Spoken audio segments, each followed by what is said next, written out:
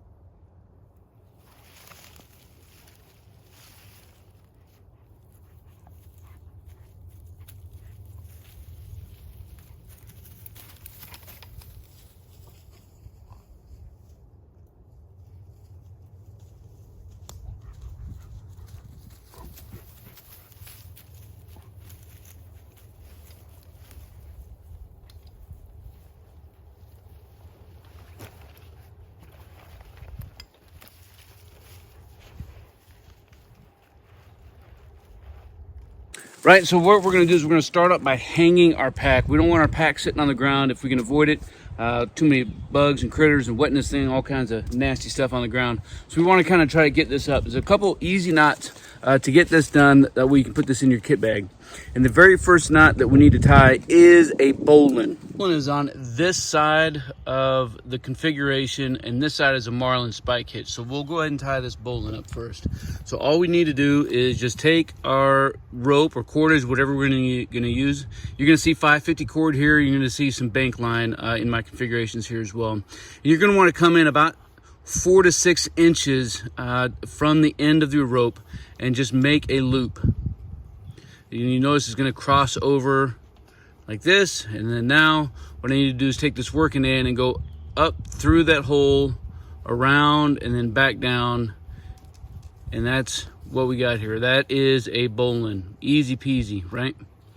Now all that did was just I slipped that around the piece here, and then after we bring it around, what we're going to do is we're going to tie a Marinspike hitch. All right, so after we bring our rope around,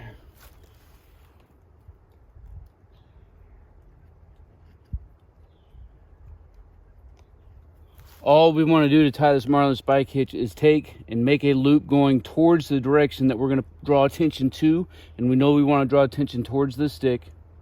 So we make that loop, and then we lay that loop down on top of itself, and then we pull like this. Now I have a hitch, and when this gets wrapped around, it's going to tighten up on itself like that. And so that's what we have right here. So I have a bowline on one side, bring it around and pull it through, and then draw it up and get it nice and snug.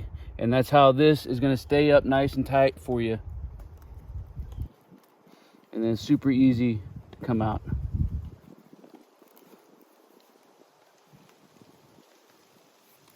Boom. Right, now that we have our pack hung up, I want to get a ridge line put into place so that we can get our shelter up and configured.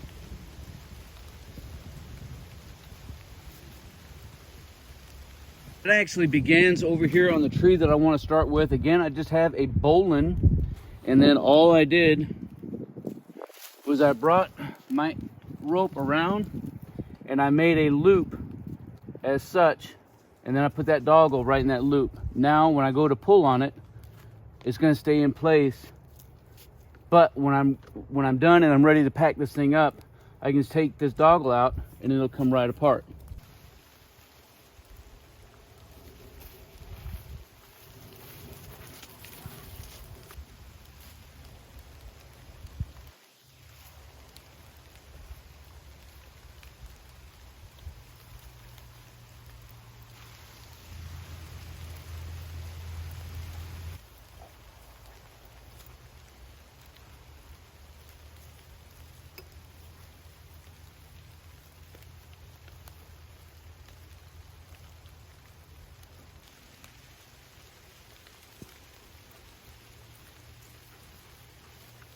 Now that I'm getting ready to bring this ridgeline towards the tree, of course, when we're setting this thing up, you know, the tarp's not on it yet.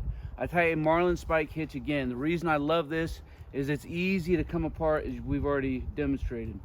Now I want to tie a trucker's hitch, so that's the next knot in line. So I bring my working end through the loop, and I'm going to draw it nice and tight towards the tree. And I just take my slack and I run it through, and now it's not going to go anywhere. And to be a little bit more certain, I can loop up all of my loose ends here in a nice bundle, stick the bundle through the loop, and then just pull that tight, and I don't have to worry about this coming apart in the middle of the night.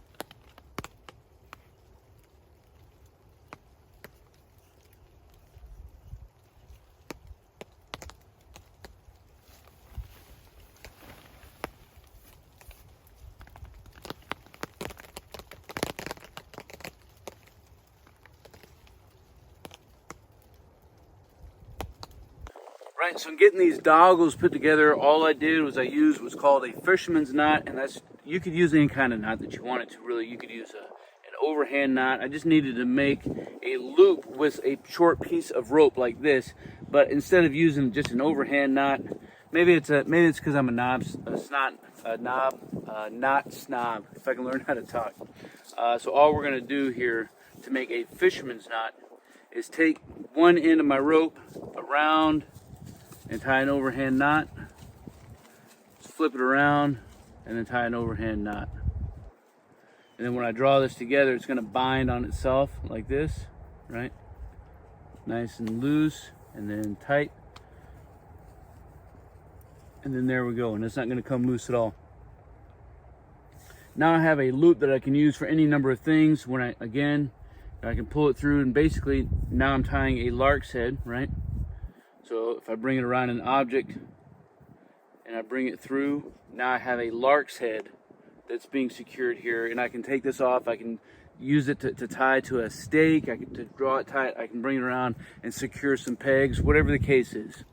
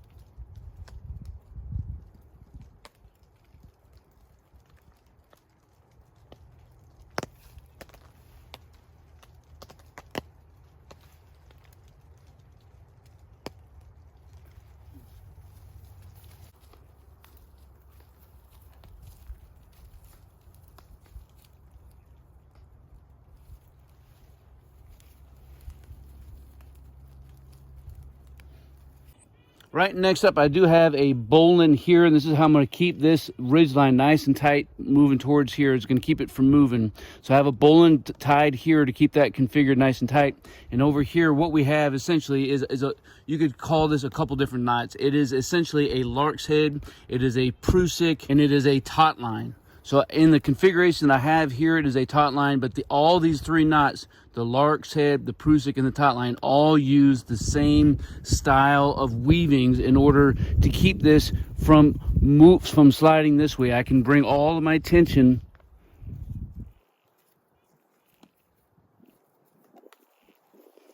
and keep it nice and tight. Right, and to tie a lark's head, we're just gonna take our rope like this and then bring it around, and that is a lark's head. Right, all kinds of different ways that we can tie this, but this is essentially that finished product for what we're looking for. Now to tie a Prussik, what we're basically doing is we're making a couple of these and bringing our working ends down this way, right? So there we have a lark's head. Now to make a Prussik, I'm gonna keep this open, and I'm gonna take this weaving and I'm gonna bring it right back down and around twice. So there's a Prussik, and you'll see this as it gets nice and tight. I can pull on it, and it's not going to draw in the direction that I'm pulling tight on. But in order to get it loose, you just pull this open, so it's an easy peasy knot, especially used in climbing. So to tie a taut line, what I need to do is essentially tie a part of a Prussik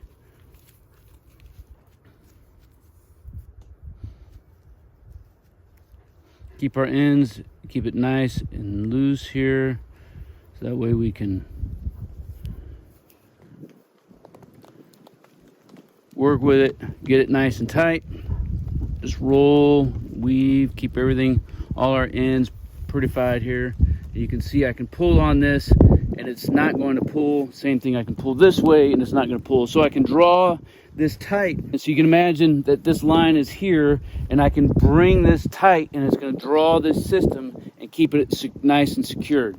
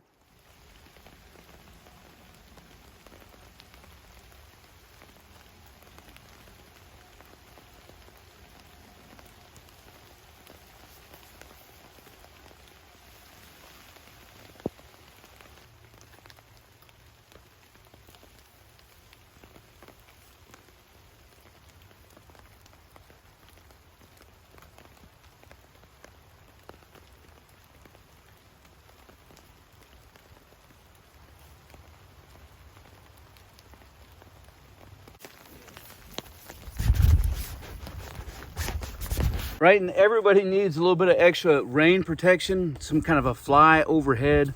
That helps improve really the morale of the camp, give you a place maybe to put a camp kitchen underneath, just a place to dine and hang out, whatever the case is. And so all we're using is just any sort of poncho or tarp or fly that you have, and I'm just using a series of taut lines to run out to some different trees and then bring that up nice and tight.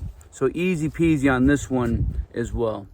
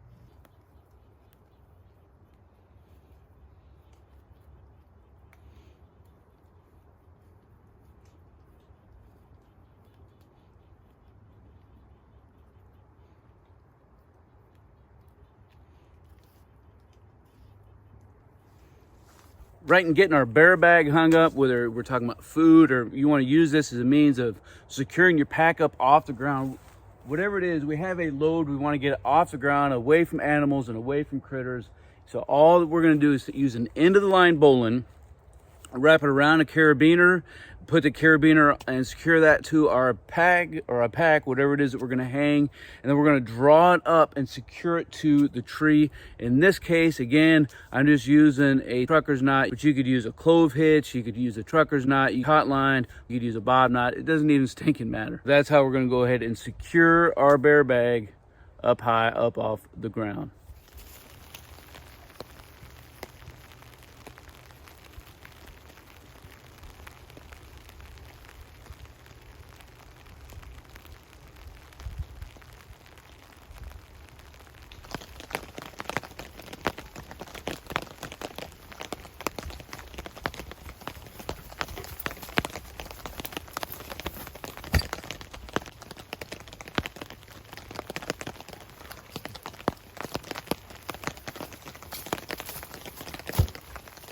That's a good boy.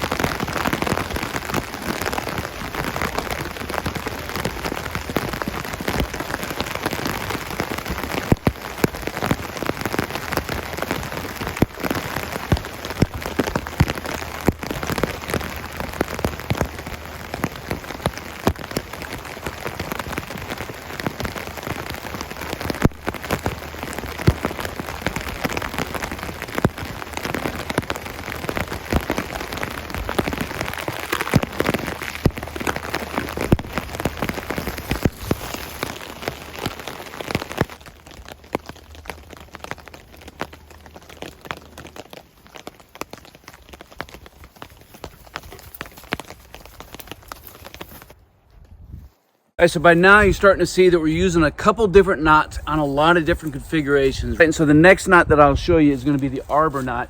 And the arbor knot, the shear lash, and the clove hitch is the configuration that we use to make a bipod or a tripod. Right, so to tie an arbor knot, what we're going to do is we're going to start off by making a knot at the end of the rope. You could use an overhand knot, you could use a bowline, either way, it doesn't matter, right?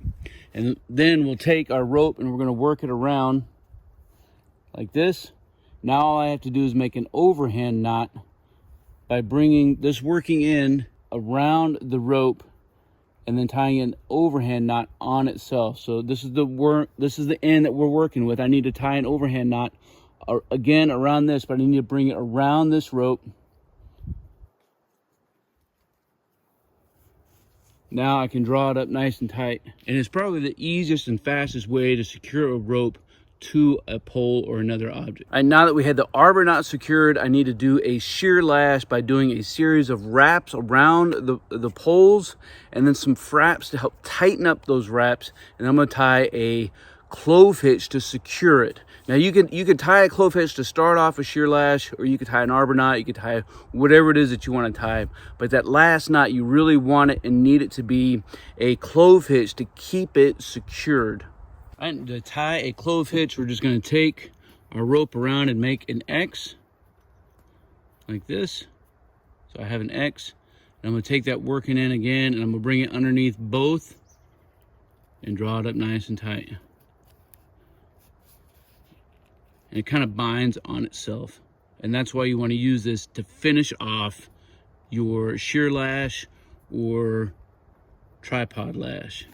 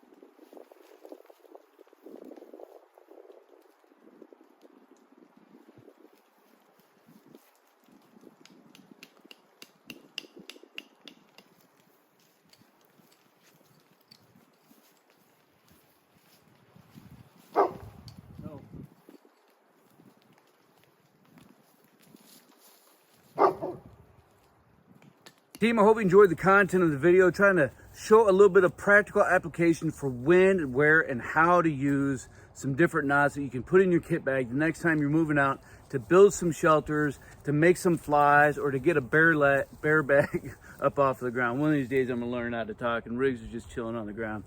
Man, I appreciate all you guys. Leave some comments down below. That way we can continue to keep this conversation rolling. As always, I appreciate all you guys, man. Until then, you stay stoked.